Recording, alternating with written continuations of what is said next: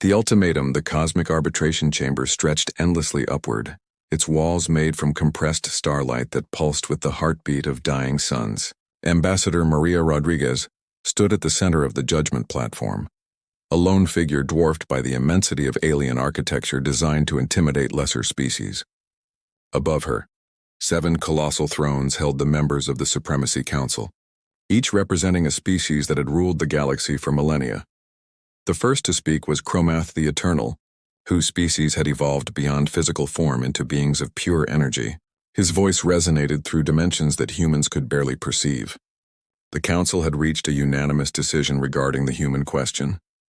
Your species has been evaluated, measured, and found wanting. Maria kept her expression neutral, though her fingers tightened imperceptibly around the datapad she carried. She had expected this moment for months, ever since the Council had begun their assessment of humanity's worthiness to remain independent. Earth had joined the galactic community only 30 years ago, a mere heartbeat in cosmic terms. But already the established powers viewed humanity as a threat to their ancient order. The second throne held Vexhar of the Crystalline Collective, a being whose body was composed of living minerals that sang with harmonic frequencies. When she moved, light refracted through her form in impossible patterns. Your emotional volatility makes you unpredictable. Your rapid technological advancement without proper wisdom makes you dangerous. Your refusal to accept your place in the established hierarchy makes you rebellious. Maria remained silent, knowing that any defense would be seen as further evidence of human arrogance. The Council had already made their decision. Now they were simply enjoying the theater of pronouncing judgment on yet another upstart species. Over the centuries, dozens of civilizations had stood where she now stood, and all had eventually bent to the Council's will. From the third throne, Nexus Prime of the synthetic hegemony spoke with a voice that was perfectly modulated, devoid of any emotion. Statistical analysis indicates that humanity will attempt military resistance within a probability margin of 89.7%. This is acceptable. Your primitive weapons and limited fleet pose no genuine threat to Council forces. Resistance will serve as an educational example for other emerging species. The fourth member was Thalok the Ancient, whose species had achieved biological immortality through genetic manipulation. His body constantly shifted and adapted, never maintaining the same form for more than a few moments. The Council offers you a choice, though the outcome remains unchanged. Submit willingly to protectorate status, and your species will be allowed to serve the greater galactic good through resource extraction and manual labor. Resist and we will enforce compliance through methods that your primitive minds would find unpleasant. Maria finally spoke, her voice steady despite the weight of representing all of humanity. The Council speaks of wisdom, yet I see only stagnation. You speak of hierarchy, yet I see only oppression. You speak of the greater good, yet I see only your benefit. Her words echoed through the chamber, causing several Council members to shift in their thrones. The fifth throne held Quaranth of the Void Dancers, a species that existed partially in normal space and partially in dimensions that defied human understanding. Her form flickered in and out of visibility as she laughed, a sound like breaking glass. Such spirit. It will be entertaining to watch it broken. Your species reminds us of the Cathari, who also believed they could stand against the natural order. Do you know what became of them? Maria knew. Every species in the galaxy knew. The Cathari had resisted Council authority 200 years ago. Now they existed only as mindless drones, their higher brain functions chemically suppressed, their entire civilization reduced to biological machines that served Council interests. It was the fate that awaited any species that dared defy the established order. The sixth member was Yolan the Harvester, whose species fed on psychic energy and had evolved to manipulate the thoughts and emotions of others. When he spoke, Maria felt his words trying to burrow into her mind, seeking to plant seeds of despair and submission. We have monitored your species since you discovered faster than light travel. We know your weaknesses, your fears, your breaking points. You cannot hide from us. You cannot run from us. You cannot defeat us. Finally, from the seventh and highest throne spoke Absolute Sovereign Krexmar, the de facto leader of the Council. His species had been the first to achieve interstellar travel, and they had used that advantage to establish themselves as the galaxy's supreme authority. His form was hidden behind screens of exotic energy that hurt to look at directly. The human ambassador will return to Earth with our terms. You have one standard galactic rotation to begin dismantling your military forces and preparing your population for relocation to designated work zones. Any delay will be met with immediate forceful intervention. Maria bowed slightly, a gesture that could be interpreted as either respect or mockery depending on the observer's perspective. She turned to leave, then paused at the chamber's exit. The Council has made its position clear. I will convey your message to Earth's leadership. However, I feel obligated to share one piece of information that your extensive monitoring may have missed. Chromath's energy form flickered with what might have been amusement. Speak your piece, human. Your words change nothing.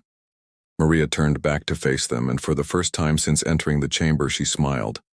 It was not a pleasant smile. During your observations of humanity, you focused on our technology, our military capabilities, our resources, but you never understood the most important thing about humans. We are at our most dangerous not when we are strong, but when we are cornered. Not when we have hope, but when we have nothing left to lose. The council members exchanged glances or whatever equivalent their alien physiologies allowed.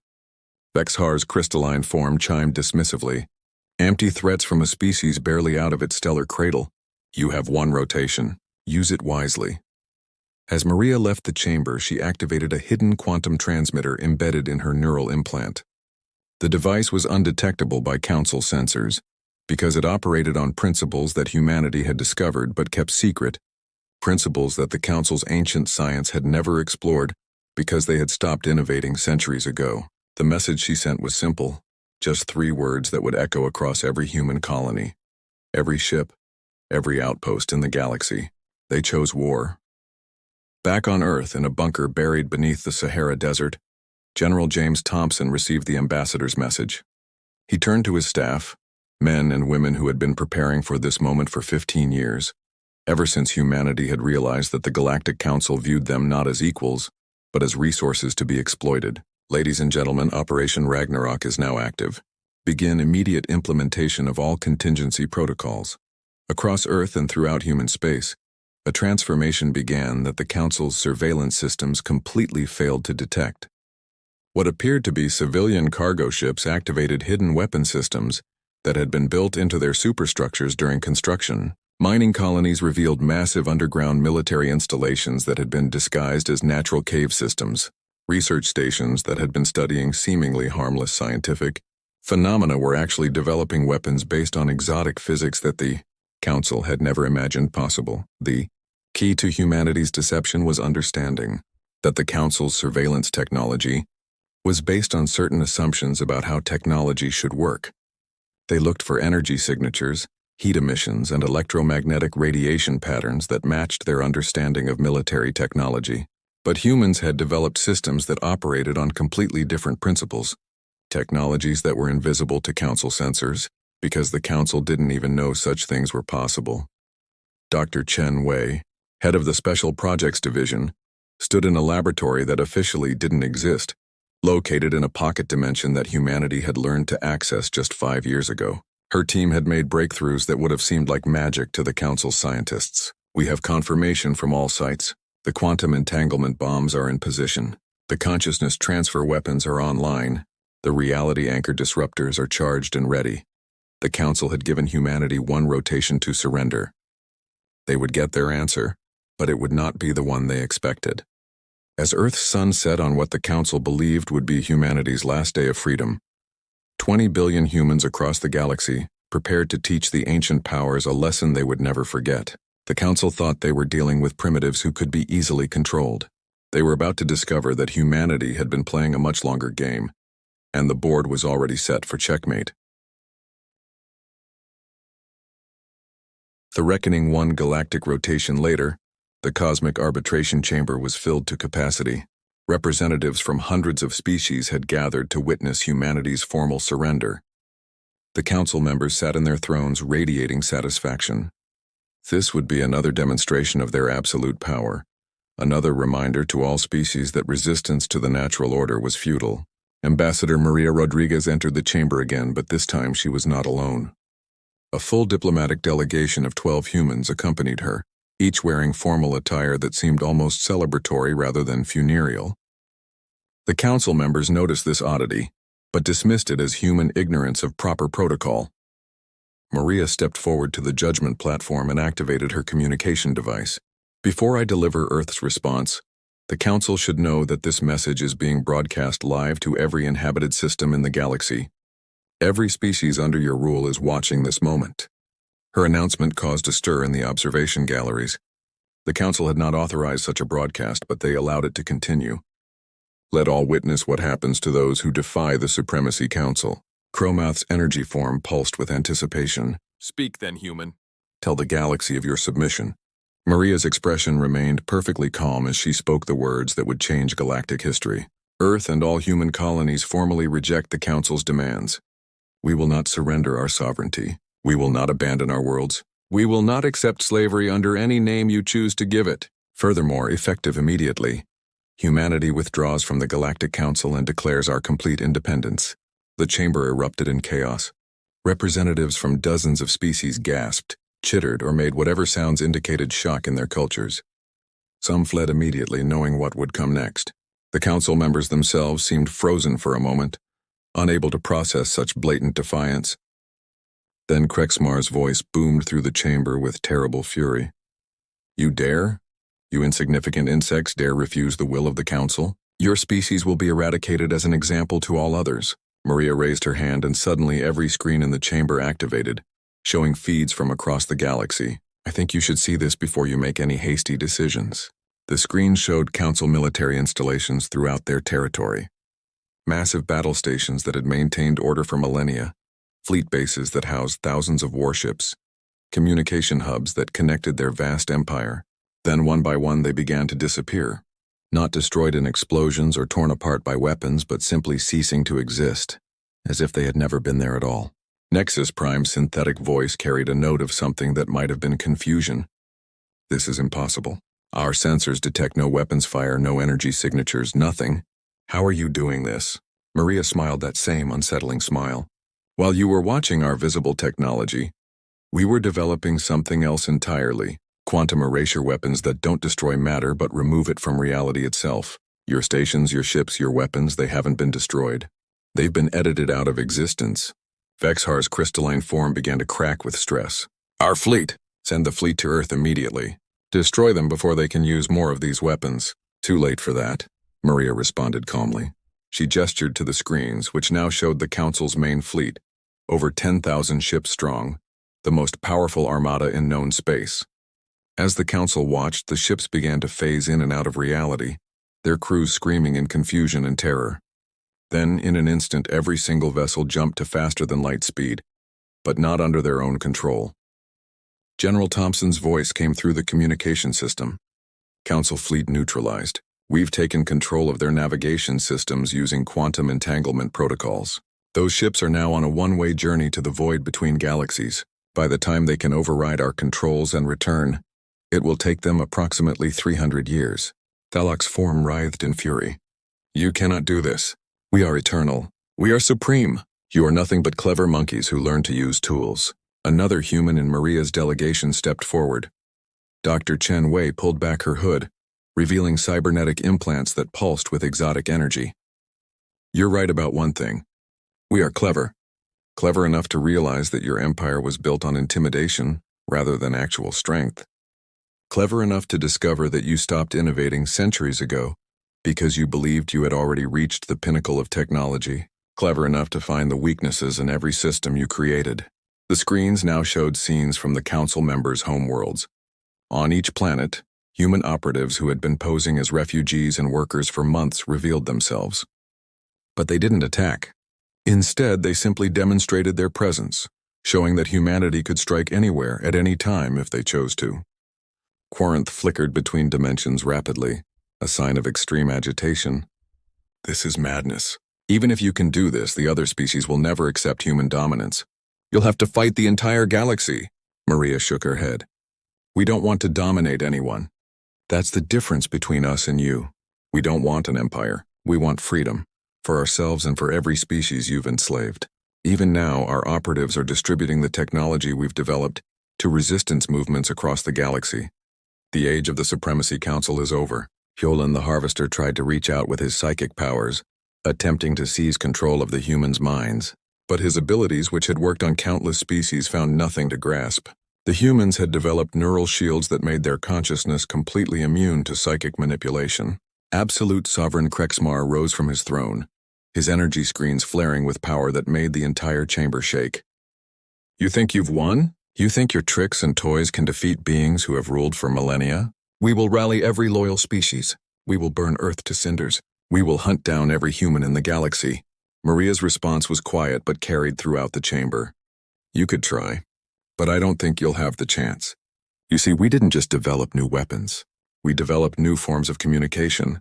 Right now, on every world under your control, people are seeing this broadcast. They're seeing that the Council can be defied. They're seeing that the eternal rulers are not so eternal after all. The screen shifted to show scenes from dozens of worlds. On every planet that had been forced into servitude, populations were rising up. Not in violent revolution, but in coordinated resistance. Workers abandoned their posts. Soldiers laid down their weapons. Entire economies ground to a halt.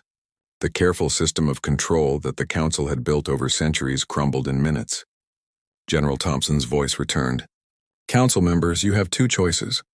Accept the new reality and work with humanity and the other species to build a truly equal galactic community, or resist and face complete isolation. We've already erected quantum barriers around your home systems. Nothing goes in or out without our permission. Your empire is finished, but your species don't have to be. The Council members looked at each other, seeing their own shock and disbelief reflected in alien faces. For the first time in their long histories, they were not the ones dictating terms. They were not the ones holding all the power. They had been so confident in their superiority that they had never imagined a scenario where they could lose, and that blindness had been their downfall. Cromath's energy form dimmed, his voice losing its commanding resonance. You planned this from the beginning, from the moment humanity made contact with the galactic community. Maria nodded. We studied your history. We saw what you did to species that challenged you, so we played the role you expected. The eager newcomers grateful for any place in your order. We let you see our obvious technology while hiding our real developments. We let you think you were watching us while we were actually watching you. And we waited for you to make the same mistake you always made, underestimating those you considered inferior. The chamber fell silent. The weight of the moment pressed down on everyone present. An empire that had lasted for thousands of years had fallen in a single day, brought down not by massive armadas or superweapons, but by careful planning and the element of surprise. Dr. Chen Wei stepped forward one more time. The quantum barriers around your systems will remain in place for 1 year. During that time, we encourage you to reflect on what kind of future you want. When the barriers come down, you can either join a new galactic community based on equality and cooperation, or you can remain isolated in your systems, rulers of nothing but your own worlds. As the human delegation turned to leave, Maria delivered one final message.